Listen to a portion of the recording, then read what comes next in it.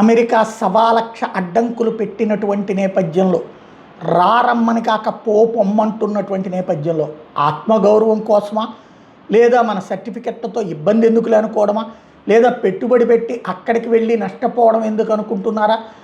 భారతీయుల సంఖ్య క్రమంగా తగ్గుతోంది. అప్లికేషన్ వారిని వాళ్ళు రిజెక్ట్ చేయడం వల్ల కావచ్చు, లేదంటే మనమే అప్లై చేయడం వల్ల కావచ్చు. H1B వీసా రిజిస్ట్రేషన్స్లో ఏకంగా 38.5% డ్రాప్ అయింది. 38.5%. ఇది రిజిస్ట్రేషన్లు 3,43,981 2026లో ఉంటే 2,11,600కి 2027కి చేరుకోవడం అన్నటువంటిది పరిస్థితిని అర్థం చేసుకోవచ్చు. క్రమంగా అంటే వచ్చే ఏడాదికి పెట్టుకునేటువంటి అప్లికేషన్ సంబంధించి బాగా డ్రాప్ అయిపోయింది. వద్దు పొమ్మంటుంటే వెంట పడటం ఎందుకులే అనేటటువంటి స్టేజీలో వేరే ఆల్టర్నేటివ్ వెతుక్కుంటారు భారతీయులు. ఆటోమేటిక్గా ప్రపంచంలో ఎక్కడైనా కష్టపడేవాడికి అవకాశం ఉంటుంది, అది చేసుకుంటారు, నడుస్తూ ఉంటారు, ఆటోమేటిక్గా జరిగిపోతుంది.